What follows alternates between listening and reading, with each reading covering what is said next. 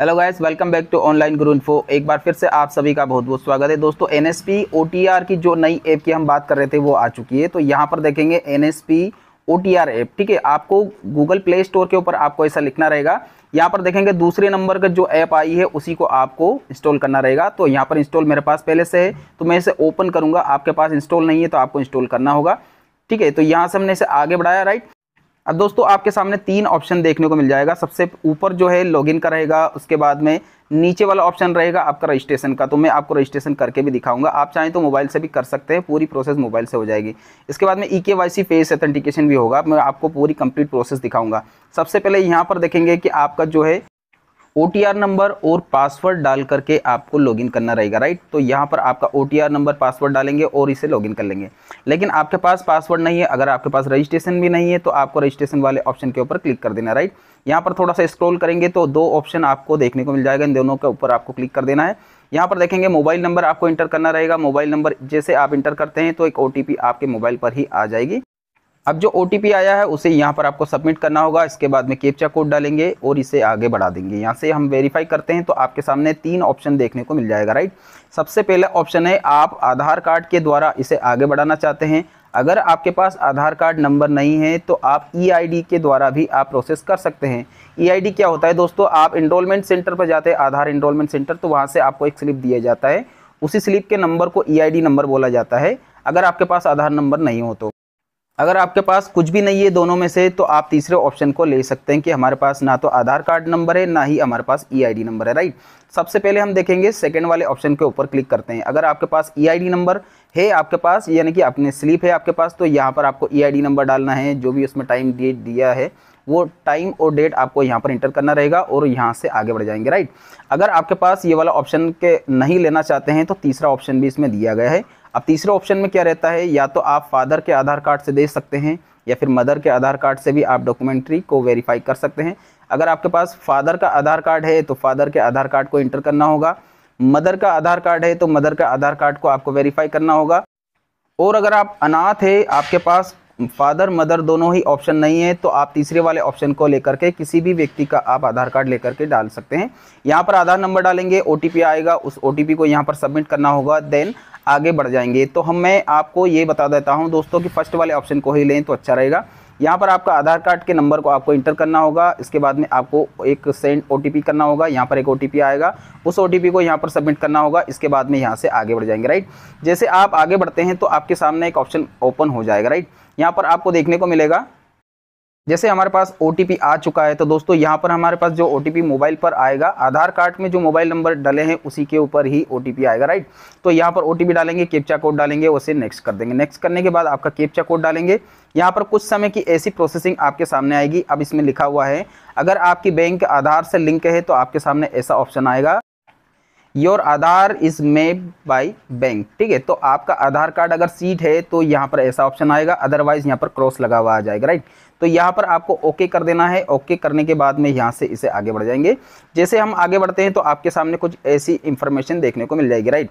तो सबसे पहले यहाँ पर आपके मदर का नाम आपको इंटर करना होगा, फादर का नाम यहाँ पर इंटर करना होगा। इसके बाद में जो जीमेल ID है उसे यहाँ पर इंटर करना होगा। जीमेल ID नहीं भी हो तो आप इसे छोड़ सकते हैं।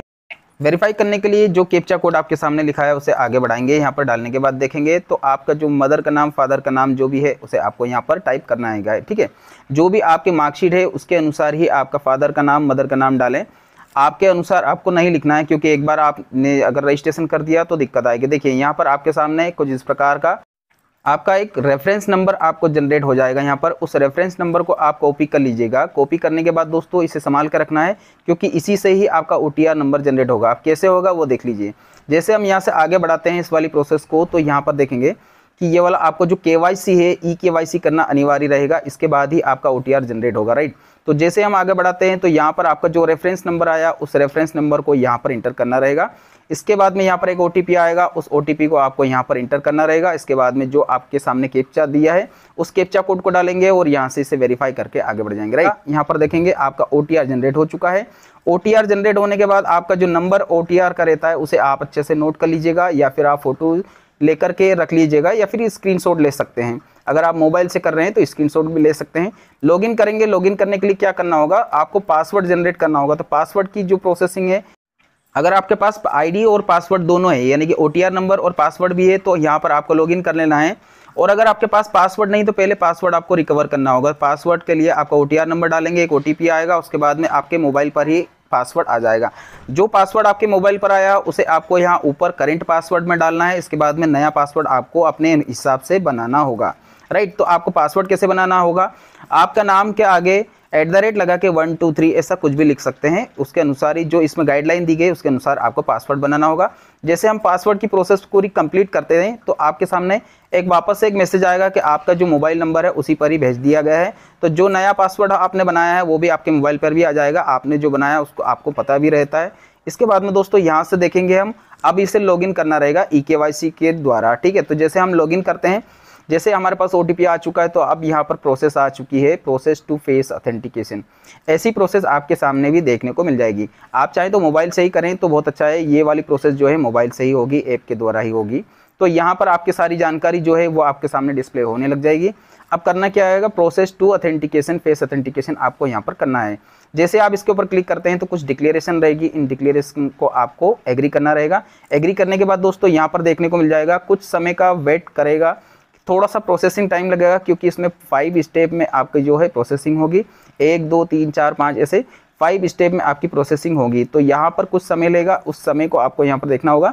इसके बाद में यहाँ से जैसे आप आगे बढ़ते हैं तो आपकी जो प्रोसेसिंग रहती फेस ऑथेंटिकेशन वाली वो आपके सामने देखने को मिल जाएगी। आपका जो फेस जो कैमरा है वो आपके सामने ओपन हो जाएगा।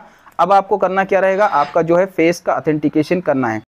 एक बात का आपको ध्यान रखना है दोस्तों कि जब आप फेस ऑथेंटिकेशन करें ना तो आपका जो फेस है उसके ऊपर लाइट होना चाहिए और आईज आपको ब्लिंक करना होगा, ठीक है। अगर आप आईज ब्लिंक नहीं करते हैं तो आपका फेस ऑथेंटिकेशन सक्सेस नहीं हो पाएगा।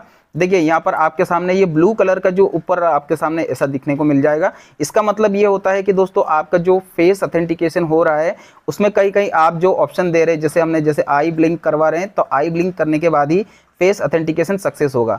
अगर सक्सेसफुली नहीं होता है और यहाँ पर आपके सामने ऐसा ऑप्शन आता है तो इसे वापस से आपको रीकैप्चरिंग करना होगा, राइट। जैसे आपने रीकैप्चरिंग करने के लिए वापस से हम लॉगिन करते हैं तो आपको 1 बार 2 बार या 3 बार आपको ऐसा प्रोसेस करना होगा। फेस जब तक ऊपर देखेंगे कि एक मैसेज भी आता है फेस ऑथेंटिकेशन, ठीक है, यहाँ पर हो चुका है। तो जैसे हम लॉगिन करते हैं तो लॉगिन करने के लिए अब हमारे पास OTR भी है और पासवर्ड भी है। सब कंप्लीट होने के बाद हम जैसे लॉगिन करते हैं तो कुछ इस प्रकार की पूरी जानकारी आपके पास आ जाएगी। तो इसे आपको यहाँ पर देखेंगे, इसका या तो आप प्रिंट आउट ले सकते हैं या फिर आप इसका स्क्रीनशॉट ले सकते हैं। NSP की जो नई प्रोफाइल है OTR के थ्रू जो बनती है वो प्रोफाइल आपके सामने ऐसी दिखने को मिल जाएगी। तो दोस्तों अगर वीडियो अच्छा लगे तो एक लाइक ज़रूर कर दीजिएगा, चैनल को सब्सक्राइब करके बेल आइकन को प्रेस कर लेना। और दोस्तों कहीं पर भी आपको कोई प्रॉब्लम आती है तो मुझे कमेंट्स ज़रूर करें, क्योंकि आपके जो कमेंट्स है उसी से मैं आपको प्रोत्साहन भी दूंगा। तो दोस्तों धन्यवाद आप सभी का वीडियो देखने के लिए। आपका दिन शुभ रहे। जय हिंद, जय भारत।